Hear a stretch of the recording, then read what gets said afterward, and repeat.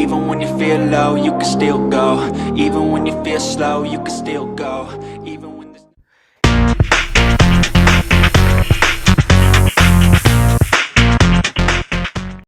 සුබ දවසක් සියලු දෙනාට. ඉතින් දිනුම YouTube නාලිකා නරඹන සියලු දෙනාම සාදරයෙන් පිළිගන්නවා.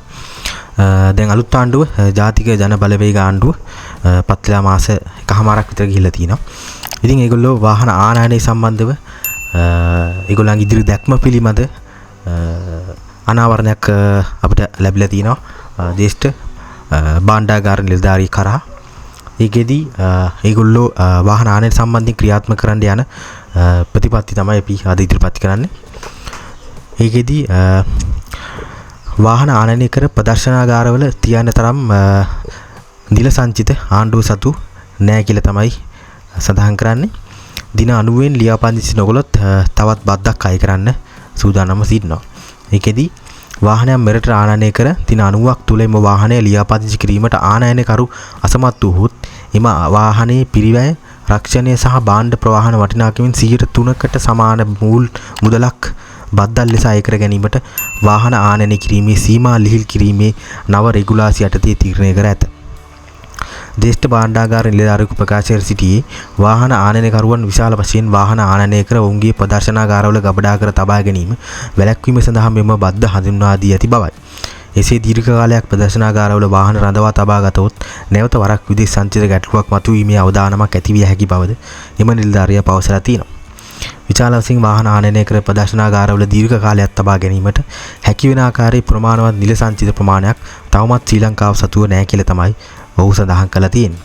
රජයේ කොටස් වශයෙන් වාහන ආනයන සීමා ඉවත් කරනු ඇති බවත් එහි පළමු පියවර වශයෙන් ලබන මාසයේ සිට සංචාරකයන් ප්‍රවාහනය කරන ලබන වාහන සහ අනිකුත් මගී ප්‍රවාහන වාහනවල ආනයන සීමා ඉවත් කර ශ්‍රී ලංකා මහ බැංකුවේ එකඟතාවයෙන් කැබිනට් පත්‍රිකාවක් ඉදිරිපත් කරනු ඇති බවත් ඔහු පැවසීය.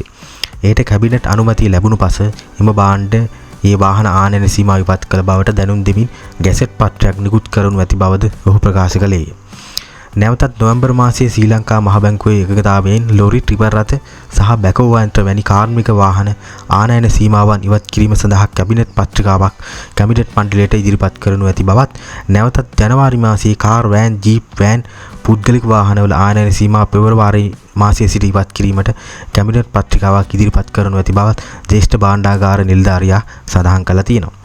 චතුරුපැදි ආනයනය කිරීමේ සීමා ලිහිල් කිරීමට භාණ්ඩාගාරයේ නිර්දේශනය කර ඇතත් එම සීමා ඉවත් කිරීමේ දිනයක් පිළිබඳ තවමත් එකඟතාවයකට පැමිණ නැතයි ඔහු ප්‍රකාශ කළේය. කෙසේ නමුත් ත්‍රිරෝද රථ ආනයන සීමා ලිහිල් කිරීමට රජයේ කිසිදු සැලසුමක් නොමැති බවද ඔහු පවසලා තියෙනවා. එසේම වාහන ආනයන බලපත්‍ර පිළිබඳව රජයේ අවසන් තීරණයකට පැමිණ නැතයි ඔහු ප්‍රකාශ කළේ. වාහන ආනයන බලපත්‍ර 8000ක් පමණ අනුමැතිය ලබා ගැනීමේ පොලිමේ තිබෙන බවද ඔහු පැවසීය. වාහන ආනයන බලපත්‍ර ලබා දීම සඳහා නව ක්‍රමයක් හඳුන්වා දීමට බලාපොරොත්තු වන බවත් ඒ සඳහා අධ්‍යයනය කරමින් සිටින බවත් එම නිලධාරියා ප්‍රකාශ කළේ.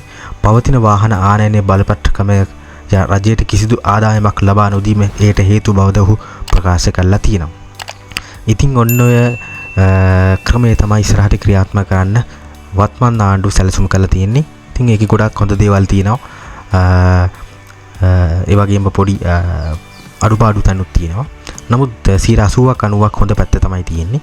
අපි මේ ප්‍රතිපත්ති ඒ විදිහටම ක්‍රියාත්මක කිරීමට හැකියාව ප්‍රාර්ථනා කරමු. සුබ දවසක් සියලු දෙනාට.